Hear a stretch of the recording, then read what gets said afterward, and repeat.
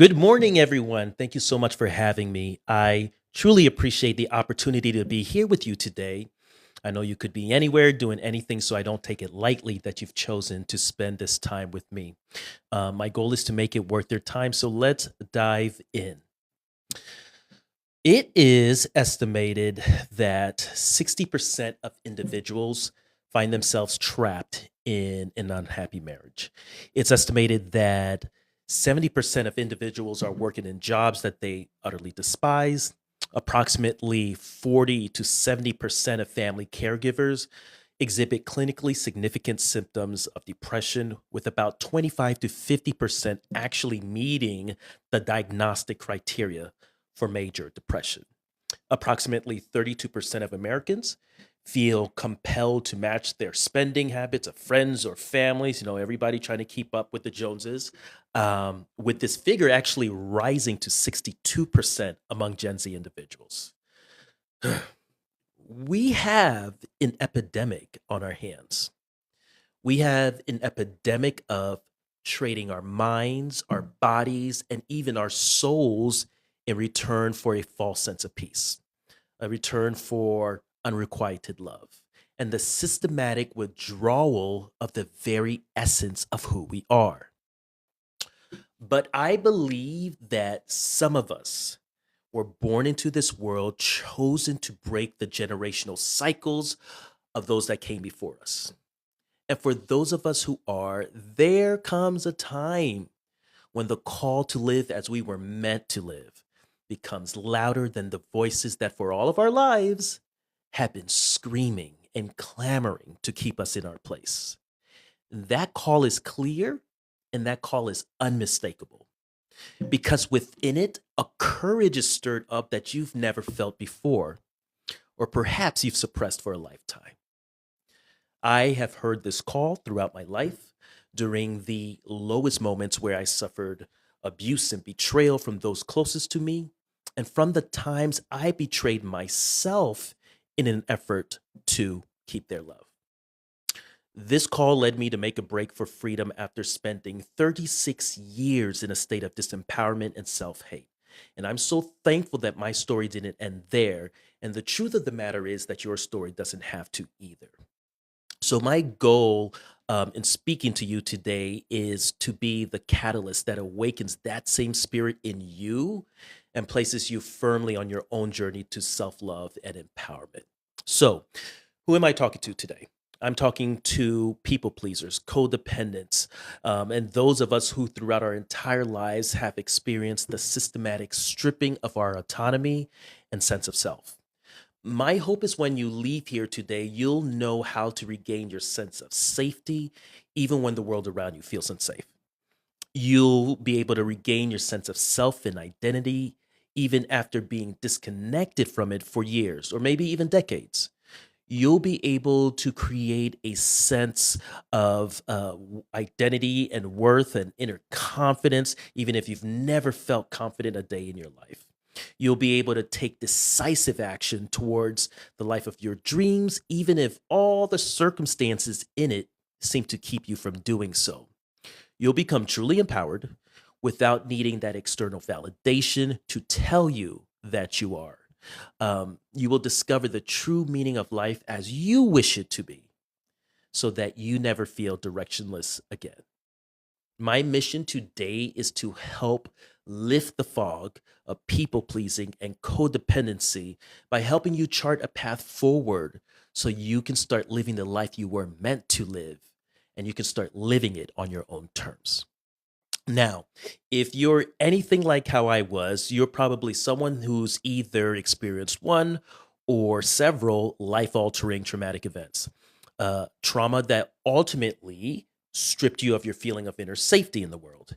You're probably someone who's been repeatedly beat down by the words and the actions of others, people who were intent on snuffing out your light just because they were full of darkness themselves. You're probably someone whose mind for so long has been held in a cage of limiting beliefs and negative self talk. You've probably been unable to stand up for yourself and your own dignity, even if you're able to do that for others. You're probably someone who's found your voice completely silent when it's time to advocate for or protect yourself from the abuses of others. You've probably found yourself in a cycle of doing what you think you have to do. Excuse me. Because doing the opposite feels like you're letting down or disappointing people that you feel you desperately need their approval just to survive. You're probably someone who sometimes feels that you're just out of options for your life because you're stuck between a rock and a hard place. You've probably been unable to make any progress in what you want because you can't find an answer that seems satisfactory to you. Look, if any of that resonates with you, and I know that if you're here watching this today, that there's a good chance that it does, um, I have some really powerful news for you because none of those things that I just mentioned are actually the real problems that people like yourself and me face. What ends up happening, the real problem is that so many of us never get to make a shift. Now, I'm not talking about just an intellectual shift because you can totally go your whole life intellectualizing things and not really feeling it. Most of us never make the whole person shift that counteracts that trauma, a shift where we're able to emerge fully empowered.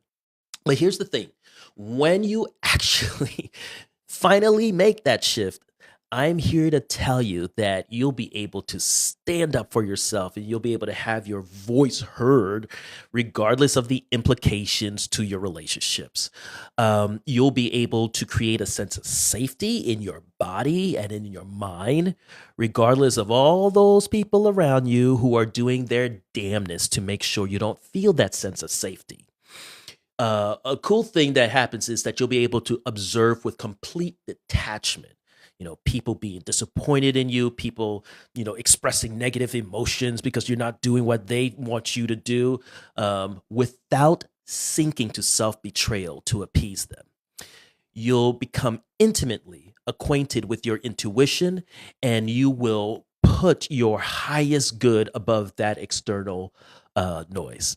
You'll be able to let go of the resentment that comes from denying your own reality to live in the delusions of others. You'll find yourself in relationships that are balanced and reciprocal. You'll find yourself consistently making progress in your personal growth and self discovery. You'll find a stark increase in self esteem that doesn't depend on external validation. I'm Marlon. I am a speaker and a consultant, and I work with recovering people pleasers and codependents to return to themselves so they can start living thriving lives. Um, I wasn't born codependent or a people pleaser. It was actually a skill that I had to develop as a child just to survive. Why? Because from the age of 4 or 5 years old, I believe, up until I was about 36, I was conditioned first by my caretakers, right? My family of origin, by trusted individuals, and then later on in life, by romantic partners to accept and be powerless against abuse in practically every form. Over the years, I found myself in cycles of abuse and ultimately self betrayal that stripped me of my sense of safety, stripped me of my sense of self, and eventually, in some areas, compromised my ability to protect my own vulnerable loved ones. It took years, way past my awareness and my acceptance of the reality of my brutal childhood, of the bloody beatings I endured, of the food deprivation, of being in a cult and all the brainwashing that came with that. Way past the awareness and acceptance of sexual trauma, of the subsequent gaslighting that any of these events occurred as I remembered them. It took over 10 years in a toxic relationship that was full of manipulation, lacked all emotional intimacy, lacked reciprocity. It had a ton of gaslighting, as well as an eventual smear campaign when I decided to make a change for me to come to the awareness of the cycle I was in. And then what happened was one October afternoon, after years and years of just giving it my all and having nothing left, to give. I remember a flood of memories just came rushing in, and I saw clearly for the first time in a connected way how I ended up and stayed in these cycles of disempowerment. In that moment, I was engulfed in grief. Grief because one, I was never nurtured. Grief because the first place I was supposed to be safe was the first place I learned fear. Grief for the friendships never had, for the life that was stolen, for the love I spent years begging for in places that never had it to give. The weight of it was absolutely unbearable. I couldn't think, I couldn't breathe. I just needed to move. I remember getting in my car and I started driving. There were tears just blurring my vision as I, gripped the steering wheel. And at this time, I'm like whispering to my kids, like, I'm sorry, my babies. I'm sorry that this is your life now, that this is the life I have to give you. But then out of nowhere, I heard it. A small voice. It wasn't loud, it wasn't forceful, but it was clear. It was a voice I hadn't heard in years. Get on the highway. So I did. A few miles later, exit here. So I did. Turn left. I turned left. And with every turn, something in me cracked open until finally the voice said, go home. So you're probably saying, okay, Marlon, that's a weird story. What's your point? Well, on the surface, seemingly nothing was accomplished by any of this. Except in that moment, I realized that I had been reunited with my inner knowing. I had the realization that trusting my intuition, listening to my higher knowing has nothing to do with whether the decision I make is right or if anybody will think it makes sense, but it has everything to do with remembering that I already know what's best for us. And when you finally listen, everything changes. Everything changes regardless of the exterior noise.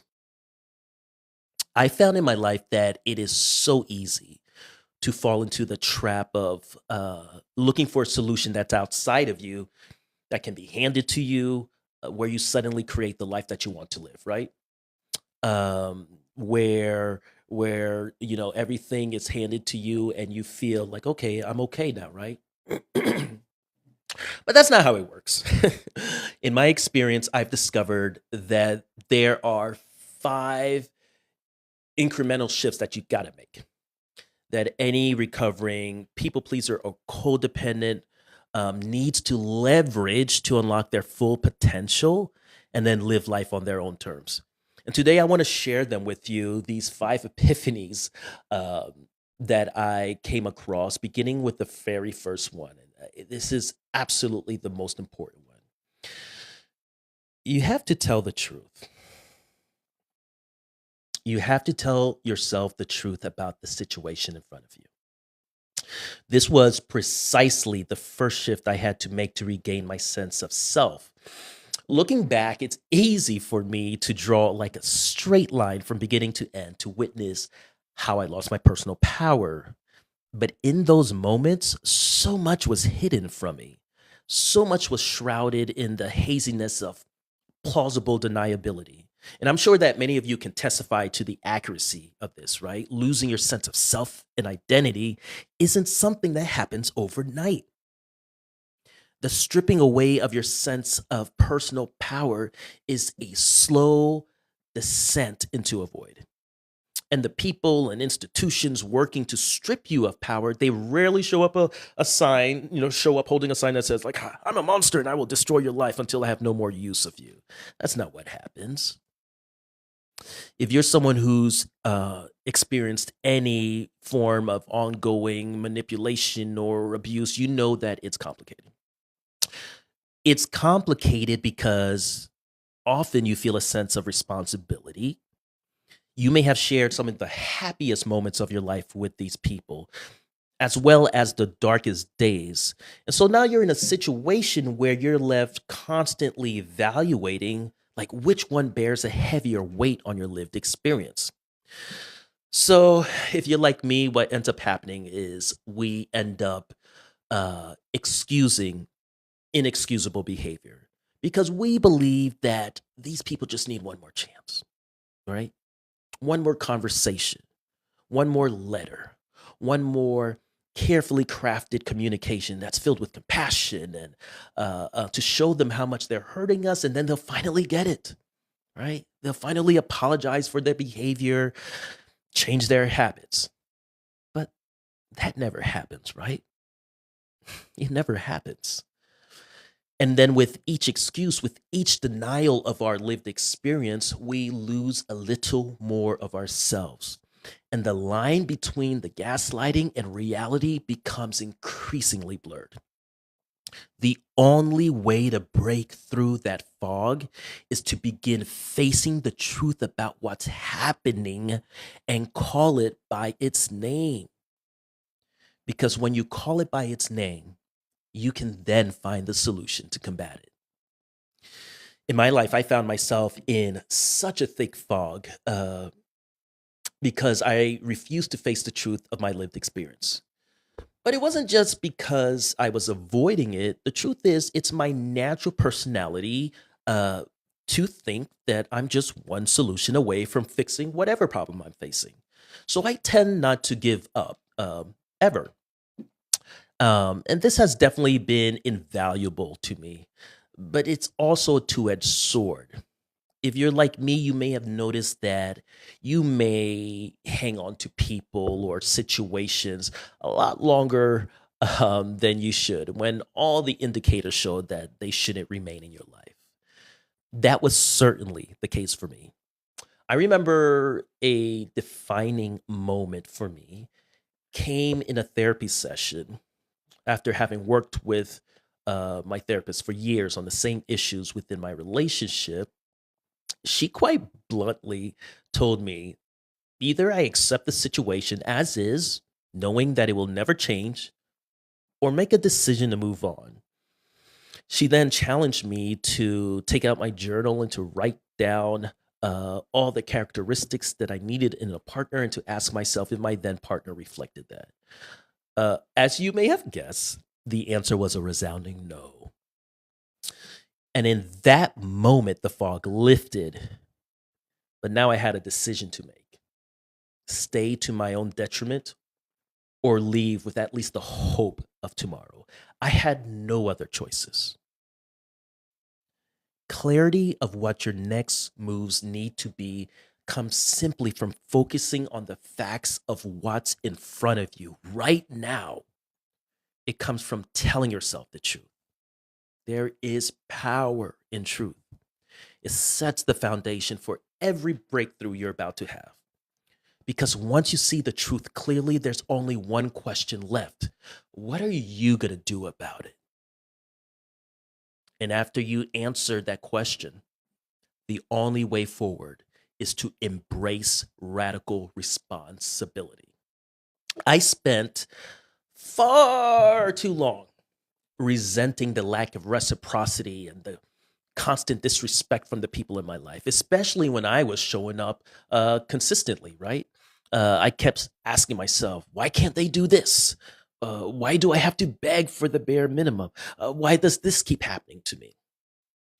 What I didn't realize was that every time I fixated on their actions, or rather, their lack of actions, um, I was giving my power away.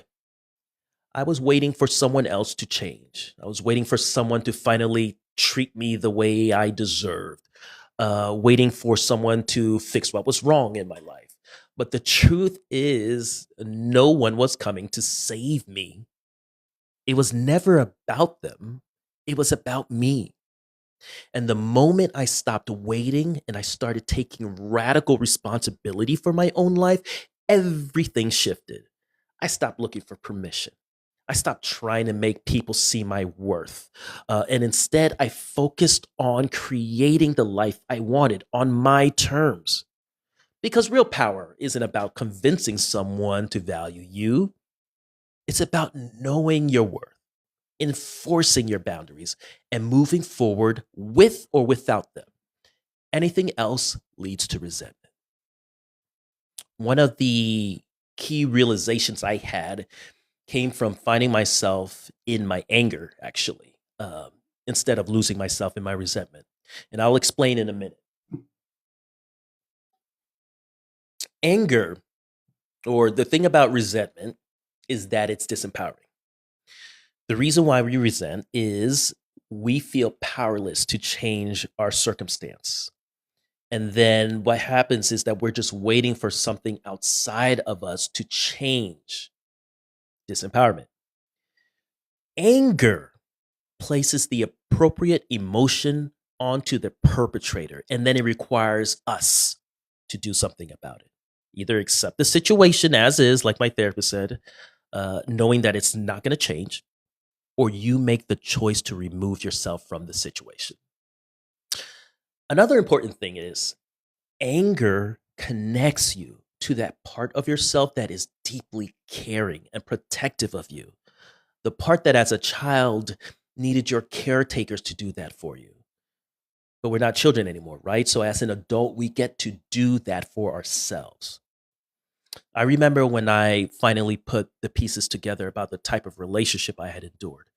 A wave of memories spanning well over a decade came rushing back to me. All of the hurts, all of the betrayals. And it was at that point, I think for the first time, I became angry. Angry at the unspeakable things said and done to me by people who claimed they loved me. I realized that I was not even remotely living a life that I wanted. There was zero respect for my boundaries. There was zero reciprocity, no consistency or follow through of promises. It was filled with manipulation, gaslighting, and betrayal.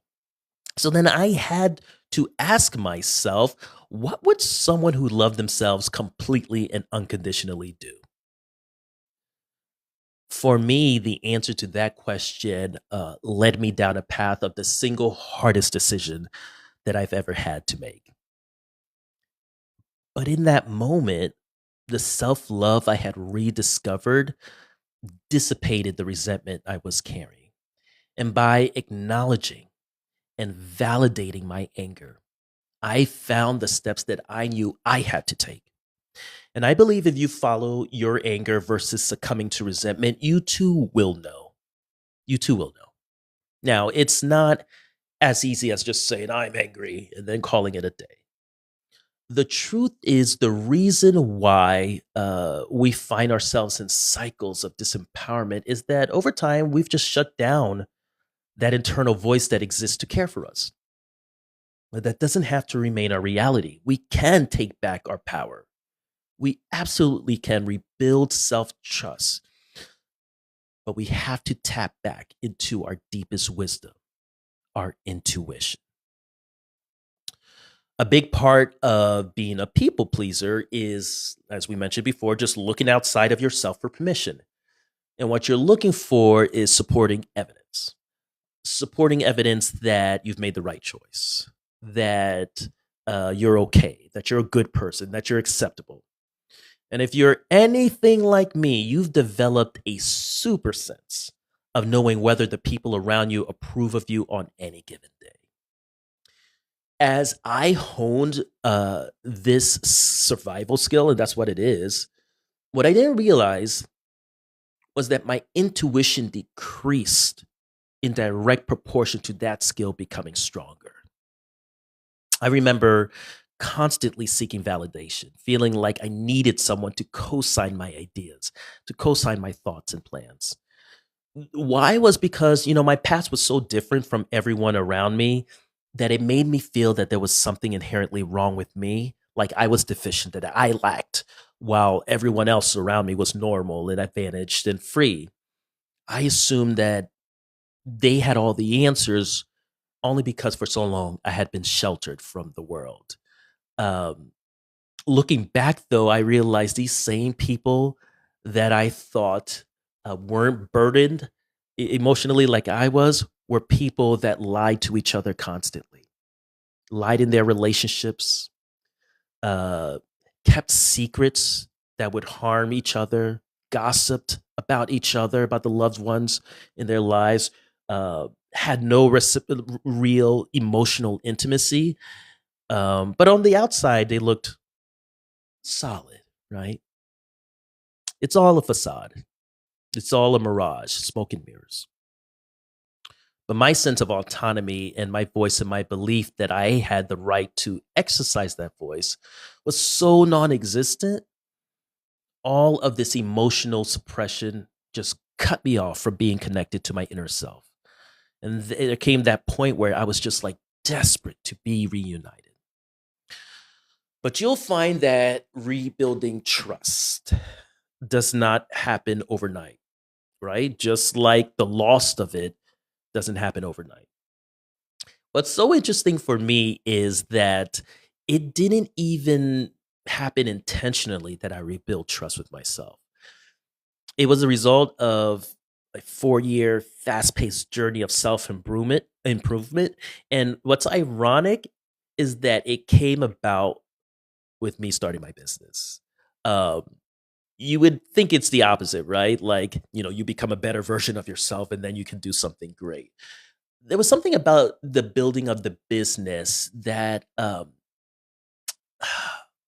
didn't have the baggage. Everything was so new. I didn't come with the baggage of trying to please someone I cared for. That was always my issue. I could be fairly strong and confident when it was someone that I didn't have an intimate relationship with, or I didn't seek to be in relationship with them. And I'm not talking about romantic. I'm talking about platonic romantic, somebody that I admire. Um, but what happened was starting my business placed me face to face with all of my insecurities, all of my emotional wounds, all of my fears and my self sabotaging patterns, and just honestly accelerated a lifetime of growth because I had no other option. Excuse me. I had no other option. Everything that I was doing was new to me. I was starting a business in an industry that I had no previous experience in. Like that's the thing. There's such a an absurd amount of confidence when you're just starting your business and you don't know all the problems that come with starting a business. I had no previous experience in this industry. Like the only thing that I had was a summer internship, and that was it. Um, I had never been in sales before. I had never managed client relationships. I had never developed corporate strategy. And add to that, if I was going to fail, I was going to fail quite publicly because everybody that followed me were family and friends, right? Initially. But what I found was in that fear, in that uncertainty of outcome, my initiation into self love began. And it began with one small step that avalanched into a journey of empowerment. I can remember starting my efforts with cold calling to get clients, right? I'd never done it before. I was terrified. I could feel my heart pounding in my chest, as I studied my sales script. After making a list of prospects to call, I knew now, I was like, okay, you talked the big game, Marlon. Now it's time to get to work. I had recently read a book by Stephen Geis. I love this book. It's called How to Be an Imperfectionist. And what he talks about in the book is about making small commitments to yourself, so that through those small commitments, you would build confidence in yourself to come through for yourself.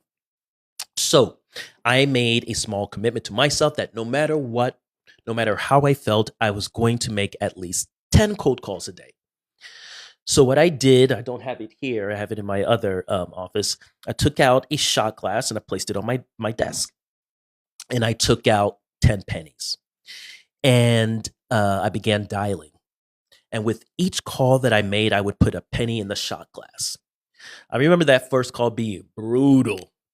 I remember my voice shaking, and I probably was talking way too fast. I'm sure that prospect hung up the phone more confused and actually annoyed that I called him in the first place. But I got that call done. So I put penny in the shot glass. The next call, Wasn't any better. The prospect was definitely not happy to hear from me. And my pitch at that time wasn't, it wasn't quite polished, but I got that one done. So I put another penny in that shot glass.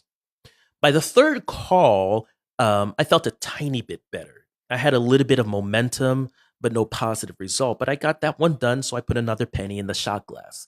And before I knew it, I was filling the shot glass with pennies every single day. Now, in this situation, I'm talking about business.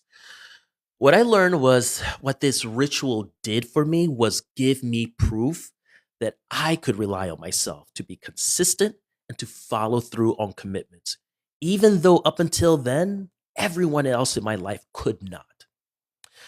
And so, what ended up happening was the trust I had in myself began to develop my confidence, and consequently, my confidence grew. As I reflect about my time cold calling to get clients in those early days, I realized that wasn't the first time I had made a deposit into myself. For years, I had been depositing pennies in the shot glass of my life all along. I remember making a deposit when I went back to my parents' house after emancipating myself. I was visiting my little brother, who at that time still lived there. We had a great visit. Everything was fine. But for some reason, while I was leaving, my father was angry with him and he was like raising his hands to hit him. In that moment, I remember feeling a surge of strength and righteous anger that just welled up in my body as I was standing there in the walkway. And I remember just like not even doing it myself, like my body just automatically moving. I turned around and I did something I'd never done before. I pointed my finger at my dad and I yelled, "Hey, you don't get to put your hands on people." I can remember to this day the look of shock and confusion on his face because that's just not something you do to a Haitian dad. um, I remember he started to stammer and try to get something else, and I cut him off. I took a step forward and repeated, "You don't get to put your hands on people." Up until then, the experience that I had was like I can escape from abusive situations. Like no matter what the cost, I can get myself out and eventually I'll find a way to make it. What I didn't know then yet that I had the strength to actually face an abuser head on, seated deeply in my own personal power, and then actually change an outcome. How I did it to this day, I don't know. But what I do know, he never touched my brother ever again.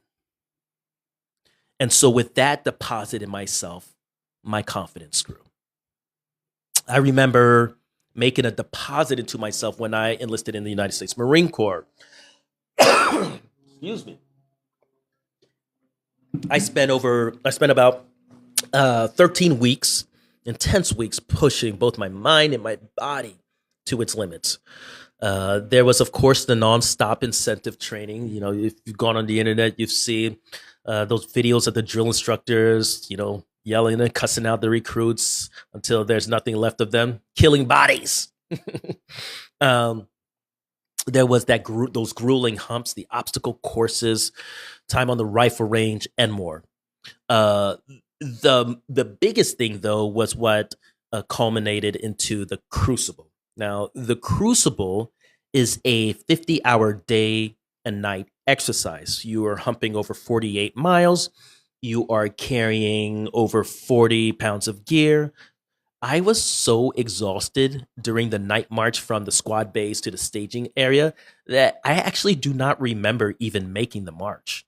I just walked behind the recruit in front of me and like woke up at the sight. That's how exhausted I was. Over the course of the exercise, myself, all my other fellow recruits, we faced 8 different challenges, and each of these challenges were meant to push us past the point of failure. And all of this was made worse because we had that sleep and food deprivation. Specifically, throughout that entire time, we only had 4 hours of total sleep. and we were only allotted about 3,000 calories of food to last the entire event. We didn't have like a break time for lunch and breakfast. They said chow was continuous. So whenever you were hungry, you would eat. So if you ate too much too soon, you didn't have anything left for the rest, right? Uh, but there was nothing, absolutely nothing like the march back from the crucible. I remember my back was bent over from the weight of my pack. I remember watching the sun peek over the South Carolina horizon, and I was spent. I had given everything, everything I got, and more. I remember at a point in time lifting up my head and seeing in the distance. And if you've ever been to Beaufort, South Carolina, you headed towards Paris Island. There's a sign above the gates that read, "We make Marines." And at that time, our drill instructors they started up and broke into cadence. And the cadence was singing. It was about our transformation. Mama, mama, can't you see what this core has done for me? Uh, I remember this happening to me. I'm sure it happened to all my other fellow recruits. I remember this surge of energy just filling my body um, as myself and the other recruits, we joined in the call and response. We then filed into the parade deck and then stood at attention as our drill instructors. These are the same men who, for 13 weeks, tormented us to initiate us into our brotherhood. They went down the line as they pressed a matte black Eagle Globe and anchor into our hands and addressed us for the first time, not as recruits, not as nasty little things. If there are any Marines here, I know you know what I'm talking about. But as United States Marines, I remember the tears just like streaming down my face at the realization I had made it. I realized that this eagle, globe, and anchor, even though they pressed it in my hands, it wasn't given to me. I had earned it with my blood, sweat, and tears. And now I had the honor of being a part of the world's finest fighting force. And with that deposit, my confidence grew. I remember making a deposit into myself when I faced discrimination at my first job since leaving the Marines. I was working as a fundraiser, which required a lot of relationship building and cultivation. One day, my senior vice president came into my office and told me there was an important donor he wanted me to meet and asked if I had time to stop by his office. Of course, I said yes, and I headed over. When I walked into his office, I was surprised to see that I was not the only person in there. In fact, there was quite a few of my colleagues in the room, and notably, they were all people of color, as was the donor. My SVP then proceeded to say to the donor, "Mr. So and so, when we last met, you mentioned that it was important for you to see a more diverse workforce." And then he made a sweeping gesture at all of us and said, "I just want you to see what we've done with the place." That wasn't the last incident. Not too long after that, I received an invite uh, for lunch with the president and the new diversity hires. Me and my other colleagues of color, we were incensed, obviously. Um, and we made a plan that at this luncheon, we were going to confront the president. But even though we all agreed unanimously to speak up at this luncheon, I remember being the only one to speak and to hold the president accountable for this glaringly racist invite. Although I felt alone and abandoned in that moment, I summoned up the courage to speak truth to power, despite the real potential consequence to me. And with that deposit, my confidence grew. I remember making a deposit into myself after leaving the job that had, up until then, paid me the most amount of money I had ever made in my life, to now being a struggling entrepreneur, right? Struggling to pay my bills as I looked for clients. I remember getting advice from my then father-in-law and my then brother-in-law, who advised me, like, you need to go broad in your marketing efforts to attract as many people as possible. But something felt off about that advice, and I ignored it, despite them both being like extremely successful business. And I'm not just saying that like They were successful businessmen. But I decided to follow my intuition, um, and focus on a niche. I was scared, of course. What if this was the worst idea I had ever had? But something miraculously happened. Almost immediately, I started to see results. I had a calendar full of prospects, so much so that I had to create a wait list to meet with them all. I was then interviewed by several major industry outlets. I was becoming known as the expert in my space, so much so that I was invited to present at a conference for my niche. And later on, I presented at a marketing conference teaching other financial advisors niche marketing. Excuse me. My story was also told in a book by a marketing guru, and it was published about like what I did to build my business. With that decision to ignore the advice and to follow my gut, my confidence grew. I remember making the ultimate decision, the ultimate deposit into myself when, after 12 years of a one way relationship, I decided to choose me and walk away. Even when I knew no one would understand, even when I knew that people would believe lies and half truths about me because it fit the narrative. Even after my former partner launched a very successful smear campaign where I lost my entire social connection and some family ones too. But I stood alone in my truth and I faced the forces that were arrayed against me, even though they had all this family support, even though they had deeper financial and legal resources. But miraculously, every action taken against me, every delay in the process, every threat of legal action ultimately led to an outcome in my favor in a way that I can only attribute to the divine. So my confidence grew beyond any doubt that I had previously had. I had done my part. I had faced my fears. I had put my deposits of pennies in my cup, and now that cup was running over. So, what's the lesson here? Well, the lesson is if you start making small, almost imperceptible deposits in situations that don't seem incredibly consequential or challenging, little by little, you'll find yourself being able to face substantially larger challenges. But now, with the proof that you can do hard things. Once you do this, your deposits will come back to you compounded and abundant. So, my question for you today is, in what ways have you been taking the pennies of your own intuition and self trust and been depositing them into someone else's cup? Because here's the truth: the more you invest in someone else's approval, the less you have it for yourself. And when your self trust is depleted, even the simplest decisions feel paralyzing. But the good news is, just as you train yourself to seek external validation, you can retrain your mind to trust your own voice.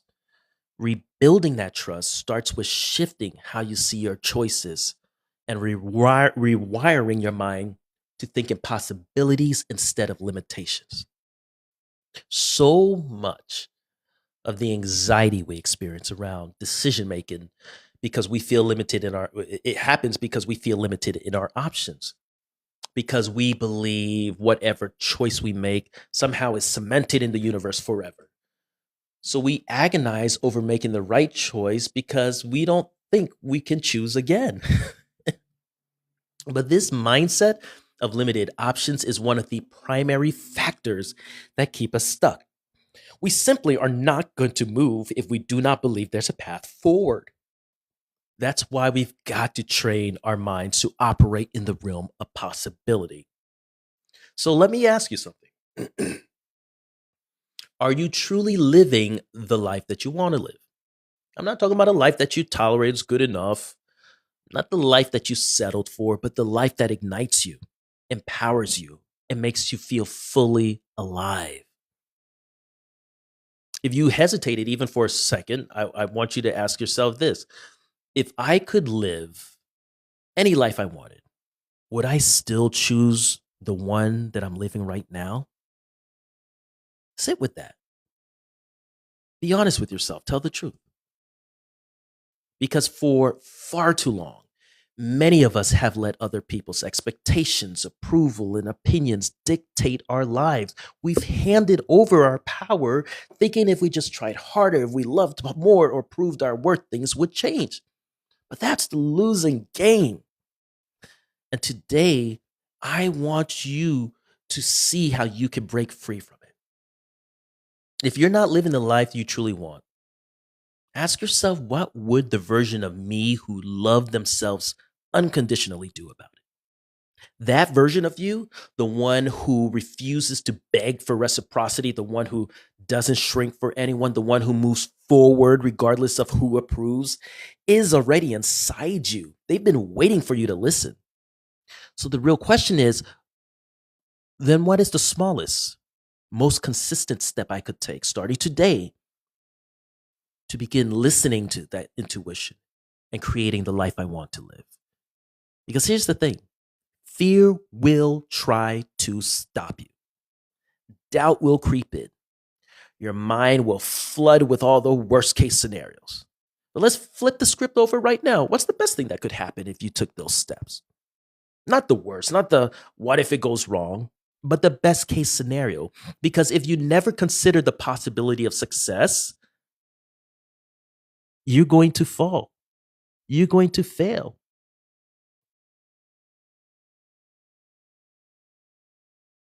What is that smallest step you can take?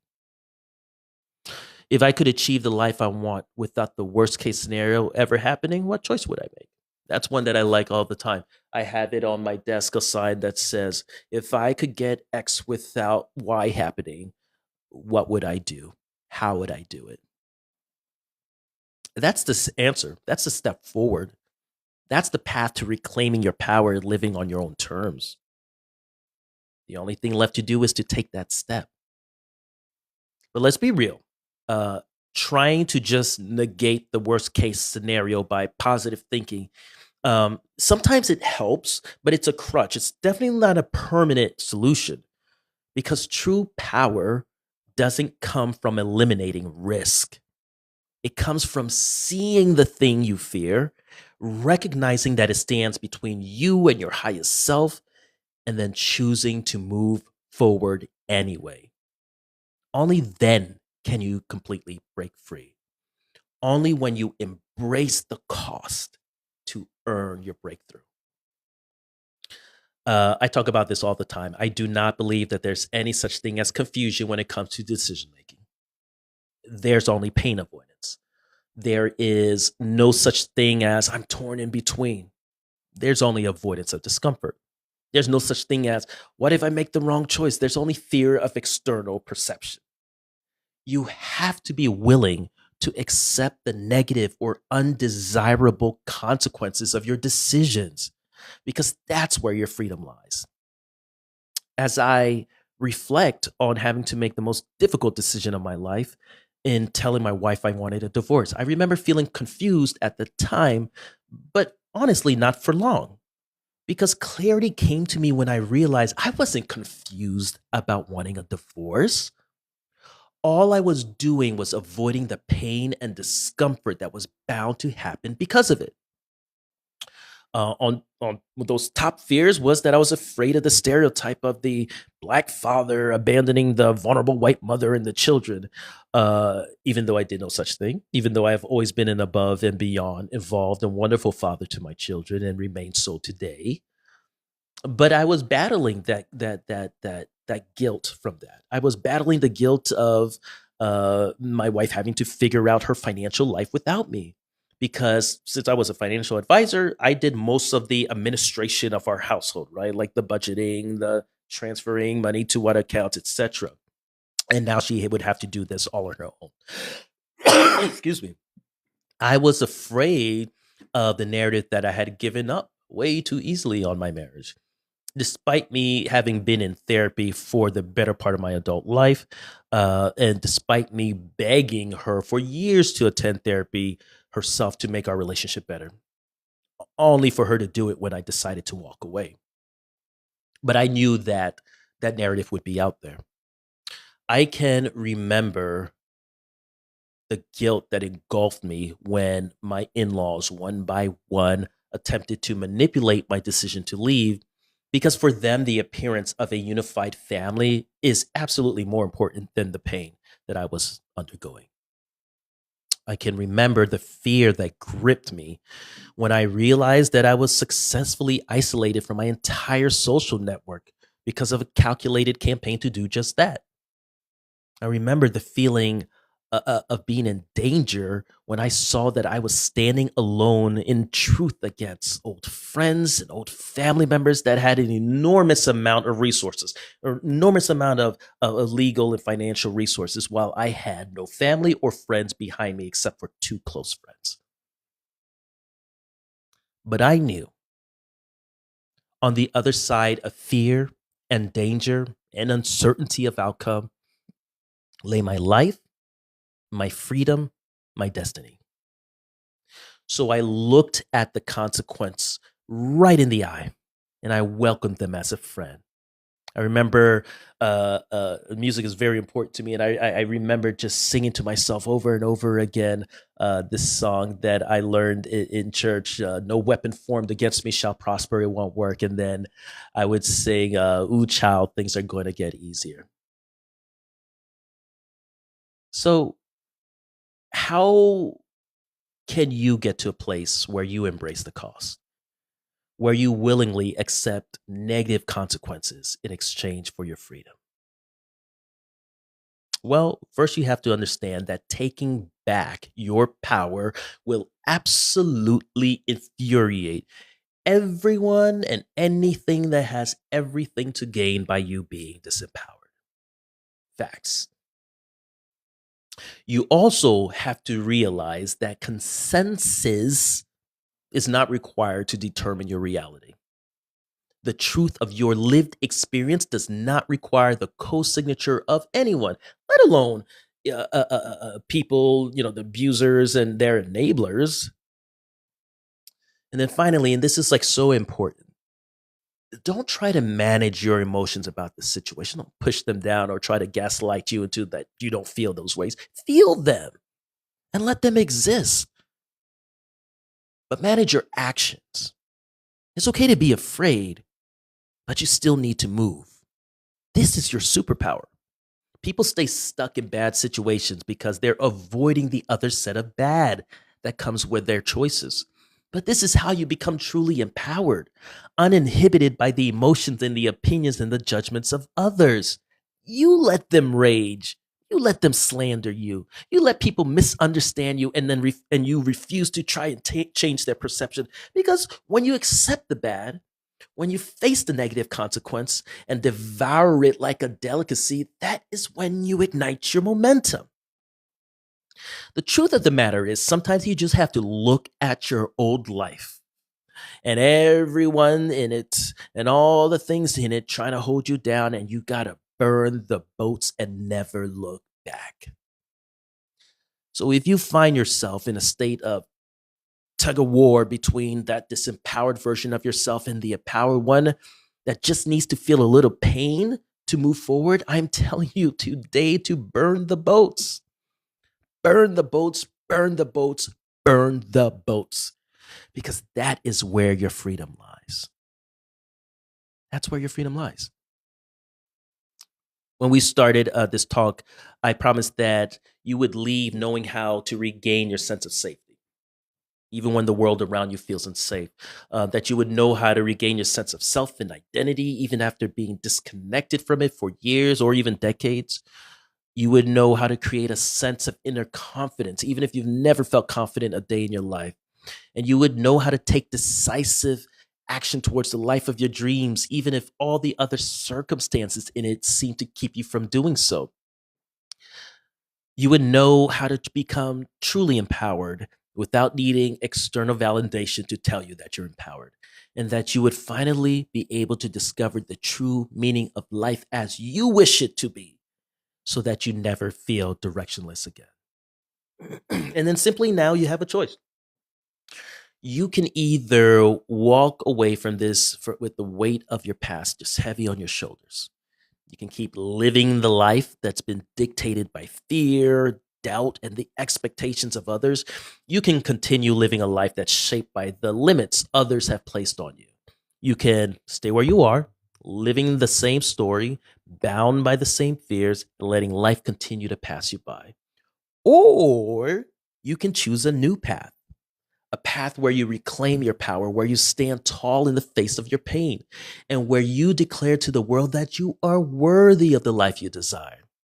This is your moment. No more waiting for the right time. No more holding yourself back because of the stories others have written for you. You have the pen in your hand now. You can either let those old narratives keep playing, or you can flip the script and write a new one where you are no longer the victim, but the hero of your own journey. The reality is the clock is ticking. Every minute that passes is a minute you just can't get back. Are you going to use it to remain in the shadows, to stay comfortable in what's familiar but unfulfilling? Or will you step boldly into the unknown, fueled by the belief that you are the author of your own destiny? You've heard the call. You felt the pull in your soul. Now it's time to answer. This is your chance. No more maybe tomorrow. No more I'll try when I'm ready. You're ready. You know you're ready. You're ready right now. All the pain, the challenges, the setbacks that you've experienced, they've all been preparing you for this very moment. You've been through enough. It's now time to break free.